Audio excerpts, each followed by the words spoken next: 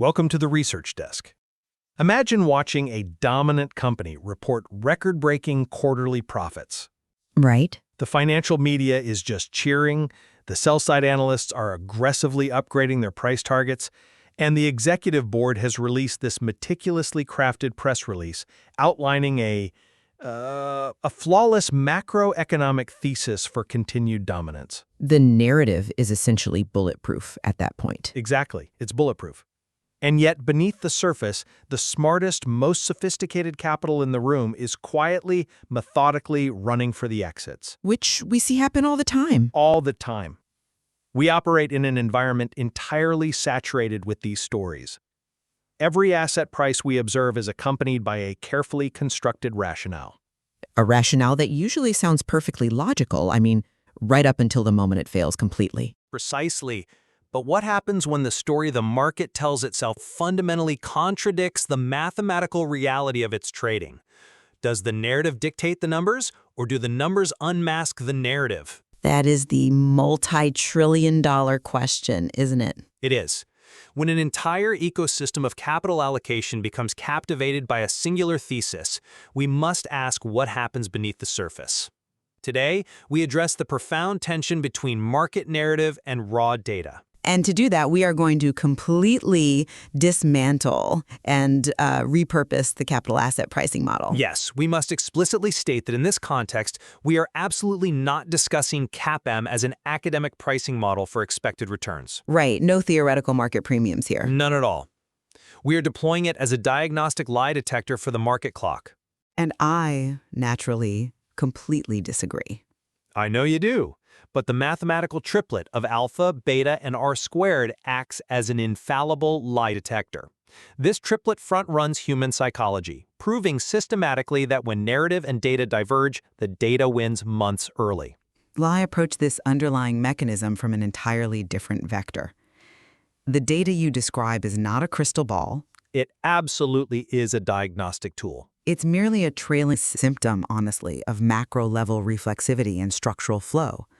Relying solely on a rolling regression ignores the underlying architecture of the market entirely. It strips away the noise is what it does. No, it ignores the macroeconomic decomposition and the massive structural bids that actually engineer those numbers. The mathematical triplet does not exist in a vacuum, you know? Of course it doesn't. It is the exhaust fume of human agendas, institutional mandates, and geopolitical shifts. If we only look at the footprint, we fail to understand the beast that left it. Look, to understand the footprint, we must first meticulously redefine the tool we use to measure it. Fair enough. Let's redefine it. The traditional academic view of CAPM posits a straightforward theoretical equation, right? Expected return equals the risk-free rate plus beta multiplied by the market premium. Taught in every Finance 101 class across the globe. Exactly. It's taught as a forward-looking predictive mechanism to estimate the cost of equity. We must immediately discard that application. Throwing out the textbook. I like it. We are not trying to predict expected returns based on theoretical, often static market premiums. We are deploying a rolling 6-month CAPM regression for a specific stock against its benchmark to diagnose its exact position in the present reality. Let us pause right there and establish exactly why you rely on a 6-month window. Because it works. In the context of modern algorithmic trading, 6 months is an eternity. But in the context of macroeconomic cycles, it is a blink. Why anchor your entire diagnostic framework to that specific time frame? Because 6 months strikes the precise balance between signal and noise. Does it really? It does. If we run a 1-month regression, we capture nothing but earnings call volatility and transient news cycles. True. 1 month is mostly just PR reactions. Right. But if we run a 2-year regression, we smooth out the critical inflection points we are actually trying to detect. A 6-month rolling window is fast enough to catch structural shifts in capital allocation, yet rigorous enough to filter out the weekly noise. Okay, so it isolates the signal. Yes, this rolling regression isolates our 3 critical variables, effectively separating the signal from the corporate public relations. You refer to the variables as the mathematical triplet. Break down exactly what this triplet measures in your diagnostic framework as opposed to the textbook definitions. Well, alpha is no longer just excess return. Right. In our framework, alpha measures the idiosyncratic heartbeat of the asset. It tells us whether the asset possesses independent strength or weakness, completely divorced from the macro environment. Okay, and beta? Beta measures the magnitude of the asset's sensitivity to the benchmark. It is the multiplier of punishment or reward inflicted by the broader market tide. And R squared, which I know you lean on heavily. R squared is arguably the most critical component. It measures the strictness of the correlation. It tells us exactly how completely the stock's movements are explained by the market benchmark. So if R squared is high, the stock is just riding the index wave. Exactly. This mathematical triplet strips away the media hype. It leaves only the unvarnished truth of how capital is actually moving. That is a very deterministic way to look at it. Using the traditional academic CAPM is akin to using a thermometer to predict the weather. It merely tells you the ambient temperature of the moment. While your version is what? A crystal ball? Our diagnostic CAPM is a seismic sensor. It detects the tectonic shifts in capital allocation miles beneath the surface, long before the earthquake is felt by the consensus narrative.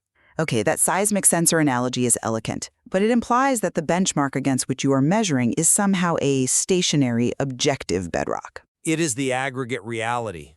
I question the purity of this regression entirely. When we run a rolling 6-month regression of a stock against a benchmark like the S&P 500, we are not measuring the stock against objective truth. Benchmarks themselves are entirely narrative-driven. How so? The benchmark is merely the aggregate representation of available capital. It is the aggregate representation of the dominant narrative, not just capital. Capital follows the narrative until it doesn't. Think about the S&P 500 right now. It is heavily concentrated in a handful of mega-cap technology equities. Those specific equities are themselves the beneficiaries of passive indexing flows and dominant market narratives regarding artificial intelligence and productivity. Which makes them the benchmark. Yes, but therefore, the decoupling you observe in your regression, the shifting of alpha, beta, and R squared, might not be the unveiling of a pure mathematical truth. It mathematically proves a divergence from the herd. But it is far more likely that we are simply witnessing a rotation between two competing narratives. The benchmark is moving because the dominant narrative is shifting, and the individual equity is merely catching a different structural bid. The benchmark's composition does not invalidate the regression, though. It actually enhances the contrast. I don't see how it enhances it if the baseline is corrupted. Because we are looking for the precise moment a single equity divorces itself from whatever narrative the benchmark currently represents. It does not matter if the benchmark is heavy in technology or industrials. It matters to the overall index weightings? What matters is the mechanical relationship between the single asset and the aggregate flow of capital. This brings us directly to the 4 fingerprints of the market clock. Okay, let's get into the phases then. We must systematically navigate these phases to understand exactly how the lie detector operates in real time. Let us establish the extremes first, because they frame the boundaries of our diagnostic map. Well, the extremes are often the easiest to identify, even without a sophisticated rolling regression. Exactly, but their mathematical fingerprints provide the baseline. Consider phase 1, the valley of despair. Absolute rock bottom. Yes, this is the period of total capitulation. The stock is heavily penalized. The narrative is completely toxic. Nobody wants to own it. Nobody. When we run the regression, the fingerprint is distinct. Alpha is deeply negative, though if we look closely at the rolling window, we begin to see it flatten out. We look for stabilization. The bleeding slows down. Right. Beta is elevated well above 1.5, meaning the stock is trapped on the market's downside, suffering disproportionately during broader sell-offs. R squared is highly elevated, strictly above 0.5. Because the stock is locked to the benchmark at that point. Exactly, locked. It possesses no independent, viable story to attract idiosyncratic capital, so its price action is entirely dictated by the passive, algorithmic selling of the broader market index. Precisely. Now contrast that with the opposite extreme, phase 4, which is the collapse. This is when the bubble bursts. The narrative might still be stubbornly holding on to past glories, but the data is unmerciful. Alpha collapses violently and turns deeply negative. It just falls off a cliff. Beta spikes above 1.5, becoming incredibly sticky and punishing. R-squared is again high as the asset is locked to the market's broad selling pressure. So in both extremes, phase 1 and phase 4, the asset is basically stripped of its independence. Yes, the extremes are governed by total correlation and deep underperformance. Those extremes are universally recognized because they represent periods of total liquidity extraction or total capitulation. I mean, any functional analyst can spot a phase 1 or phase 4 without needing to compute the daily shift in an R-squared coefficient. But quantifying it is what makes it systemic. Perhaps, but the actual utility of any framework, the true test of its validity, is tested in the transition zones. The crucial tension of market mechanics exists entirely between phase 2 and phase 3. I agree. And that is exactly where the lie detector proves its worth. Phase 2 is recovery and acceleration. The breakout. This is the exact moment the seismic sensor detects the anomaly miles beneath the surface. Imagine a mid-cap industrial firm. The prevailing narrative still categorizes it as dead money from the phase 1 valley of despair. Sell-side analysts still have a sell rating on it. They do, but we run the regression, and the triplet shifts. Alpha turns positive and mathematically accelerates. The stock begins generating returns above what its pure market exposure would dictate. It's beating the index on its own merit. Beta begins to decline steadily toward 1.0. And the correlation? Crucially, the R-squared falls rapidly below 0.4. It breaks away from the herd. The mathematical reality is that the stock is completely decoupling from the market. It is developing its own independent heartbeat. Because somebody big is buying it. Yes, this indicates that committed, smart capital is accumulating the asset based on an idiosyncratic thesis that ignores the broader macro environment. The narrative has not caught up yet, but the data tells us the recovery is actively underway. So that's the phase 2 acceleration. Now contrast this directly with phase 3, which is saturation in the crowded top. In phase 3, the narrative has achieved maximum public saturation. Everyone believes the story. It's on the cover of all the financial magazines. Exactly. But look at the triplet. Alpha remains high, but it is unequivocally decelerating. The rate of fundamental improvement is failing. Right. Beta rises back above 1.0, and most importantly, R-squared climbs aggressively from that independent 0.2 range back up to a range of 0.3 to 0.6. Institutional herding is pulling the stock back into strict correlation with the market. This is where our interpretations fundamentally diverge. Yes, they do, because you interpret phase 3 as rising R-squared and rising beta as a blaring warning sign. Because it is a warning sign. I argue that phase 3 is the narrative achieving total structural victory. The institutional herding that pulls the stock back into correlation is not necessarily a signal of impending collapse. It is the definition of a crowded trade. It is the manifestation of the stock becoming a foundational component of the broader market architecture. It is the exhaustion of the marginal buyer. Oh, I disagree completely. When an equities narrative becomes so utterly dominant that massive institutional capital must own it to avoid tracking error, the R-squared naturally rises. Which means it loses its idiosyncratic value. The stock stops decoupling from the market because the stock has effectively become the market. The massive structural bids from passive funds, sovereign wealth portfolios, and quantitative momentum strategies lock onto it. But they're price-insensitive buyers. Exactly. They do not care about your idiosyncratic alpha. They care about market capitalization weightings. You view this rising R-squared as a deterioration of the stock's independent strength. I view it as the ultimate crystallization of the narrative's power to command global capital flows. I see the logic in your structural argument, but I completely disagree with the premise that total victor for the narrative equates to a sustainable investment posture. It can be sustainable for years. Phase 3 is the data screaming that the narrative is mathematically exhausted. Let us look at the mechanics. When R-squared climbs back up and alpha begins to decelerate, the mathematical footprint demonstrates that there is no marginal buyer left who is purchasing the stock for its independent value. But that's the point. The only buyers left are those purchasing it because it is heavily weighted in their index, or because their momentum algorithms mandate exposure. This creates a deeply fragile structure, which leads directly to the power of contradiction. The contradiction between the story and the numbers. Yes. The most valuable signal in this entire framework is not when the narrative and the data align. It is the contradiction. Define the contradiction in practice. Give me an example. Consider what happens when the prevailing market narrative insists a stock is in a massive phase 2 breakout. Analysts are aggressively upgrading their price targets, the financial media is euphoric, and the corporate narrative is flawless. Everything looks perfect on paper. But we run the regression. We see alpha clearly decelerating on a 6-month rolling basis. We see R-squared rising steadily, pulling the asset back into the benchmark's gravity. The data categorizes the stock firmly in phase 3. It's a crowded top in disguise. The crowd is actively absorbing the stock's independent story into a market-wide momentum trap. When these contradictions occur, when the story says accelerating growth but the math says crowded saturation, the data wins months early. The assertion that the data wins months early is exactly where this purely mathematical approach creates catastrophic risk for practitioners. It creates safety, not risk. No. In financial markets, being too early is fundamentally indistinguishable from being wrong. If your diagnostic tool indicates a phase 3 exhaustion, and you position accordingly based on a rising R-squared and decelerating alpha, you must survive the intervening period. We aren't necessarily shorting it immediately. But the narrative can sustain irrational, highly elevated prices long enough to completely destroy a purely data-driven position. As I said, the framework does not demand immediate shorting. It demands the removal of long exposure. Even so, the opportunity cost is massive. Solvency constraints and margin requirements do not care that your rolling 6-month regression detected deceleration. They care when the floor falls out. The structural bid engineered by institutional herding can persist for quarters, sometimes years. The momentum trap you describe is not a trap for everyone.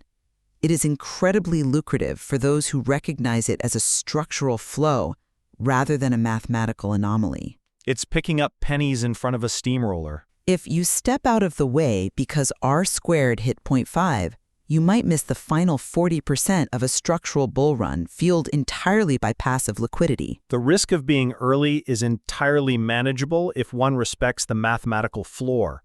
We are identifying the exact moment the risk-reward ratio mathematically flips. It's a dangerous game to play with timing. Consider the inverse contradiction, which is arguably even more powerful. The bottoming out? Yes.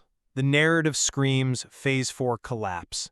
The sector is toxic, the news flow is uniformly negative, and capitulation seems inevitable. The consensus is perfectly aligned on the asset's demise. Everyone assumes it's going to zero. Yet, beneath the surface, the rolling regression shows alpha stabilizing. R-squared begins to fall sharply from its elevated phase 4 levels.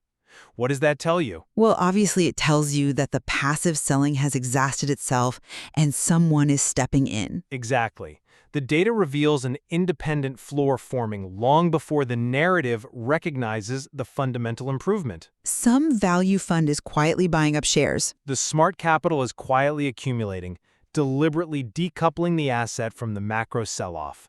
The narrative is always the last element to pivot, because human beings require consensus for comfort. That is undeniably true. The data catches the inflection point precisely because capital cannot be deployed into a market without altering the mathematical relationship between the asset and its benchmark.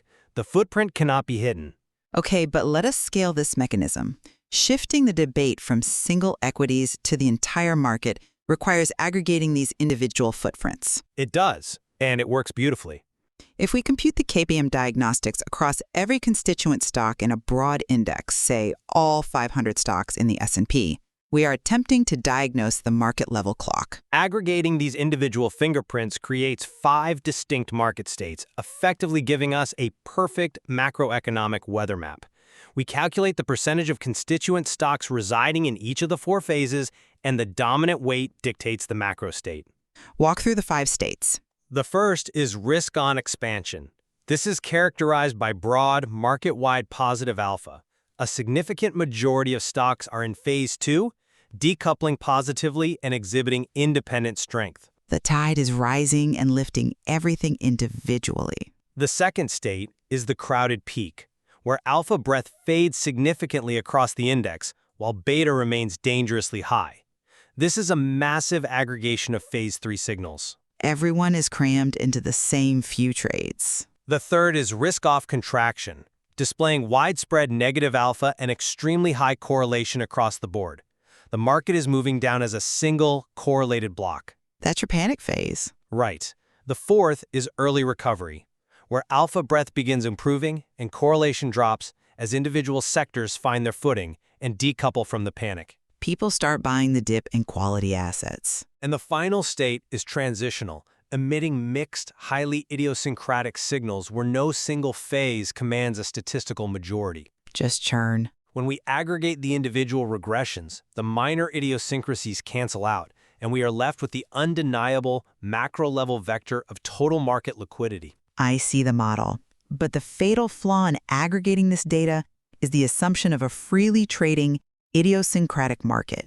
We simply do not operate in that environment anymore. The data reflects the environment we are in. Massive passive indexing has fundamentally broken this aggregation. Trillions of dollars are automatically allocated via market cap-weighted indices regardless of underlying fundamental merit, individual corporate performance, or specific stock narratives. Passive flow is a factor, certainly, but it does not erase the math. It distorts the math beyond recognition. Let me offer a metaphor. Think of passive 401k flows like a massive, blind cargo ship moving through a harbor. Okay, a cargo ship. That ship does not care about the wind direction. It does not care about the currents. It does not care about the smaller boats navigating around it. It displaces water purely based on its sheer, undeniable mass. But the water is still displaced according to physics. When Vanguard or BlackRock automatically reinvest dividends or absorb biweekly retirement contributions across the entire S&P 500 simultaneously, they force R-squared higher across the board. They are buying everything at once. They buy in proportion to weight. Yes. And your mathematical aggregate interprets this as a dangerous, high-correlation, crowded peak, signaling impending exhaustion. In reality, it is just the mechanical functioning of modern market structure. I disagree. It's a false positive. The data is generating a false positive because it assumes active, discretionary decision-making where none exists. The cargo ship is just moving forward. That is a compelling image, but it misses a fundamental rule of pricing. Passive flows are undeniably massive, but they are not entirely immune to the laws of mathematics. They are immune to fundamentals. If the blind cargo ship of passive indexing permanently broke the market clock, we would never see risk-off contractions or early recoveries again. We'd just drift upward forever. Exactly. The market would be in a permanent, high-correlation upward drift. Yet, we constantly see distinct shifts in market states. We see vicious sector rotations. Mostly driven by macro shocks. This proves that while passive flows create a high baseline of correlation, the active marginal capital still dictates the critical turning points. The active capital just trades around the edges of the cargo ship. To fully reconcile your cargo ship with my rolling regression, we must zoom out to the macro layer. We must analyze the fundamental equation that dictates the pricing of absolutely everything in the system. Okay, let's look at the macro layer. Every single asset price in the world equals the hedge floor, plus the arbitrage premium, plus the structural bid. We must define these three terms with absolute precision because this equation is the true battleground between your mathematical determinism and my focus on macro flow. Fair enough. Break down the hedge floor. The hedge floor is the absolute minimum price of an asset justified by global monetary base expansion and the velocity of that money. Inflation math, essentially. It is the raw mathematical reality of fiat dilution. If a central bank expands the money supply by 20%, the denominator of our currency has fundamentally changed. So the nominal price of everything has to rise. The hedge floor calculates the mechanical repricing of hard assets required to maintain purchasing power parity. We factor in the velocity of money because money supply only impacts price if that capital is actively turning over in the economy. Right, M2 doesn't matter if it's just sitting in reserve accounts. Exactly. It is the baseline price level before any human emotion or structural flow is applied. And the arbitrage premium? The arbitrage premium represents the deviation of cross-peer ratios from their historical norms. We calculate this strictly utilizing a 5-year rolling percentile. So, relative value? Yes. We examine the price of gold versus silver, gold versus equities, equities versus corporate bonds. It measures how expensive or cheap an asset is relative to its historical substitutes. Okay, give me a concrete example. If equities are trading at the 99th percentile relative to bonds over a 5-year window, the arbitrage premium is dangerously extended. It identifies the mean reversion potential across asset classes. Because eventually, capital will seek the cheaper substitute. Always. Finally, we have the structural bid, which accounts for the price-insensitive demand. The structural bid is where your mathematical model collides with geopolitical reality. It incorporates it, it doesn't collide with it. I argue the structural bid is the single most dominant force in modern finance. It is central banks aggressively buying physical gold to de-dollarize their sovereign reserves. Which changes the price. It is the aforementioned passive 401k flows systematically buying equities every 2 weeks regardless of valuation. It is OPEC actively managing global oil supply to maintain specific fiscal break-even prices for their domestic budgets. All of which act as massive structural bids. These are not mathematical equations. They are human agendas. They are geopolitical strategies and institutional mandates that override your hedge floor and arbitrage premium entirely. They are human agendas that eventually, inevitably, must be quantified. We score every major asset, gold, oil, equities, and Bitcoin, using two rigorous recursive questions. 2 questions to capture all of geopolitics? Yes. First, is the hedge function overpriced? This questions the hedge floor and the arbitrage premium combined. Okay, and the second? Second, is the asset cheap relative to its peers? This questions the arbitrage premium directly. We apply these exact same 2 questions universally across the macro landscape. Regardless of the asset. Regardless, the asset's mathematical response to these questions dictates its viability, regardless of what OPEC or Vanguard is doing. By forcing structural realities into a 2-question scoring system, you are attempting to mathematically constrain forces that are inherently political and reflexive. Mathematics constrains everything eventually. The structural bid is entirely narrative and political. When a central bank decides to aggressively accumulate gold, they do not consult a 5-year rolling percentile of the gold-to-silver ratio. They consult their own needs, yes. They are executing sovereign geopolitical strategy to insulate their economy from sanctions. By asserting that the data dictates the outcome, you are placing the cart before the horse. The data simply measures the outcome. The data is entirely subservient to these human agendas. The structural bid engineers the price action, which in turn manipulates your rolling regressions, forcing the alpha and R-square to react. You are measuring the wake of the boat and claiming it controls the steering wheel. But the structural bids eventually reflect in the alpha and beta decoupling anyway. That is the elegance of the framework. It just records the change after the fact. No, it brings us right back to the math in real time. It does not matter why the central bank is buying gold or why OPEC is constraining oil supply. The intention is the only thing that matters for forecasting. The intention is fundamentally irrelevant to the lie detector. What matters is that the price-insensitive buying creates a mathematical anomaly. It drives positive alpha. It drops the R-squared against traditional macroeconomic benchmarks. It drops because they're buying it outside of standard market hours or standard correlations. Exactly. The data captures the effect of the human agenda long before the geopolitical rationale is published in the financial press. To validate this, to prove that the lie detector is not just a statistical artifact, we rely on strict internal coherence. Let's talk about that coherence. We use 5 verification rules to test the consistency of the entire macro map. Internal coherence is vital, provided the rules themselves are not built on antiquated, pre-algorithmic correlations. Explain the mechanics of these verification rules. The rules are built on fundamental, inescapable market mechanics, not fleeting correlations. Walk me through one. Let us detail a specific integrated example.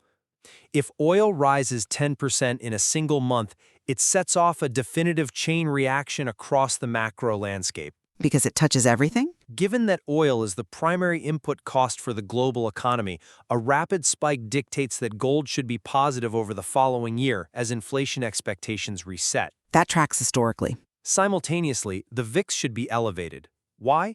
Because higher input costs compress corporate margins, making future earnings uncertain, which introduces immediate volatility into equity pricing. Margin compression equals volatility, sure. Finally, corporate credit spreads must widen. Stop there. Why must corporate credit spreads widen immediately? Because the risk premium changes. But a vast majority of major corporations have termed out their debt. They locked in fixed low-interest rates years prior. A short-term spike in oil does not immediately impact their debt servicing costs. It does not impact their immediate cash flow, but it entirely alters the opportunity cost of capital in the secondary market. But their actual default risk hasn't changed today. Bond investors instantly calculate the compressed margins and term premium risks. If corporate earnings are threatened by a 10% sustained rise in input costs, the probability of default, even years down the line, increases. So the secondary market dumps the bonds. Therefore, investors demand a higher yield premium over treasuries today. If we see oil spike 10% but credit spreads are tightening and the VIX is collapsing, the lie detector flashes red. The math doesn't add up. The market is mathematically incoherent. The pricing of risk is broken. Or the market has structurally evolved, and your verification rules demand that historical mechanics repeat exactly. The rules demand that risk is priced accurately across the entire spectrum. If it is not, a violent reconciliation is imminent. A reconciliation that could take years. Not always. The ultimate vindication of this systematic data approach is the March 2026 test case. Let us walk through exactly what happened during that event.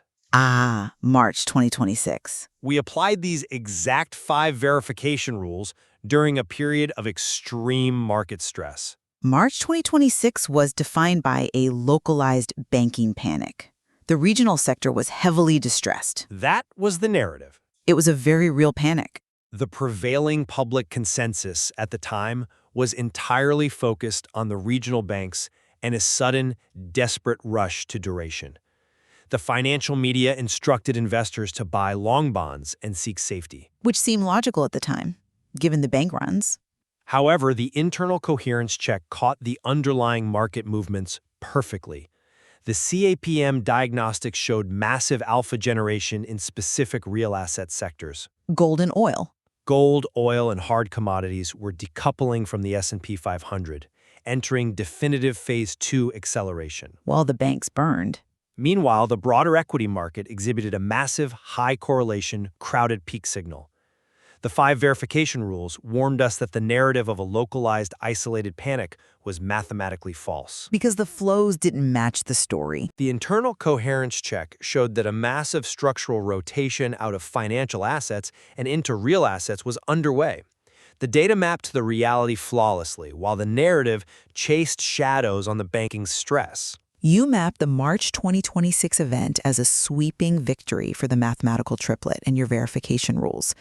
I look at March 2026 and see the ultimate, undeniable proof of the reflexivity map. Explain how reflexivity overrides the mathematical footprint. Reflexivity, a concept pioneered by George Soros, dictates that market participants' biases and price actions do not merely reflect underlying fundamentals. They interact with them. They literally alter those fundamentals.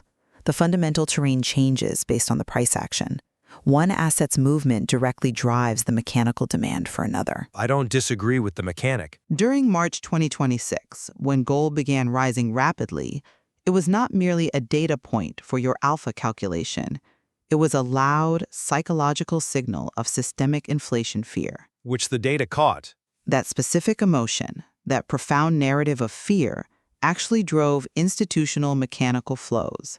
It structurally increased the demand for Treasury inflation-protected securities. Tips were definitely bid up. It simultaneously destroyed the institutional appetite for long-duration bonds because fixed yields became mathematically toxic in the face of perceived psychological inflation. Again, mathematical reality. The rising price of gold created the panic that validated the inflation fear. But that reflexivity is exactly what the internal coherence rules are designed to measure in real time. But the causality's reversed in your framework. Causality doesn't matter if the signal is clear. The reflexivity map proves the narrative's supreme power. The fear of inflation, which is fundamentally an emotion, a deeply human narrative, is the prime mover. It drives the mechanical flows, not the other way around. It's all interconnected. The narrative forces the reallocation of global capital, which eventually alters the cross-peer ratios, which finally shows up in your 6-month rolling regression. The math is just the history book recording the decisions made by the narrative. A history book is written after the fact. Our diagnostic framework triggers in real time. I'd call it near real time. at best. It catches the phase transitions while the narrative is still desperately clinging to the old paradigm. By using the CAPM lie detector, by monitoring alpha acceleration, beta sensitivity, and R-squared decoupling, we possess an incredibly precise, mathematically rigorous map of market mechanics. A map of where capital was deployed yesterday? It strips away the emotion you just described. It forces us to look at exactly how the capital is deployed, not how the participants feel about the deployment. And I maintain that while your mathematical lie detector provides an exceptionally detailed map, the macro-level structural flows provide the actual terrain. The terrain is readable if you have the right tools. Navigating a map with perfect precision is entirely useless if a tectonic earthquake has fundamentally altered the terrain beneath your feet. Passive indexing, aggressive central bank reserves, and sovereign wealth mandates are moving the tectonic plates.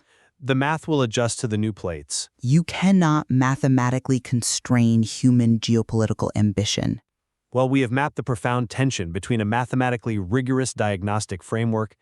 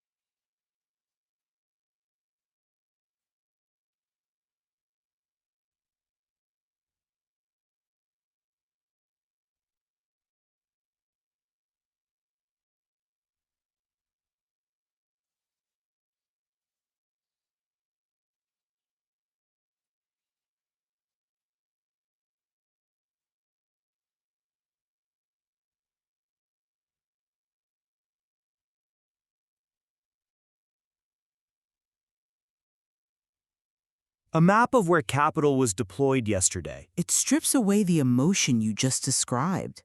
It forces us to look at exactly how the capital is deployed, not how the participants feel about the deployment. And I maintain that while your mathematical lie detector provides an exceptionally detailed map, the macro-level structural flows provide the actual terrain. The terrain is readable if you have the right tools. Navigating a map with perfect precision is entirely useless if a tectonic earthquake has fundamentally altered the terrain beneath your feet. Passive indexing, aggressive central bank reserves, and sovereign wealth mandates are moving the tectonic plates. The math will adjust to the new plates. You cannot mathematically constrain human geopolitical ambition. Well, we have mapped the profound tension between a mathematically rigorous diagnostic framework and the undeniable gravity of structural macro-level flows. We certainly explored the limits of both. We have repurposed CAPM from an academic theory into a real-time lie detector, examining how the mathematical triplet of alpha, beta, and R-squared unmasks narrative exhaustion. And we discussed the Phase 2 acceleration versus Phase 3 crowding. Yes, we have also confronted the reality that passive cargo ships and geopolitical agendas can distort these signals, demanding strict verification through internal market coherence. The macro decomposition of the hedge floor, the arbitrage premium, and that all-important structural bid. Both perspectives reveal a different layer of the market's fundamental truth. Mechanics versus terrain. Exactly. As central banks continue to distort the structural bid and algorithmic flows dominate trading volume, we must ask, will the CAPM lie detector continue to relentlessly catch the turning points, or will price-insensitive flows permanently break the market's clock? This is the research desk officially signing off.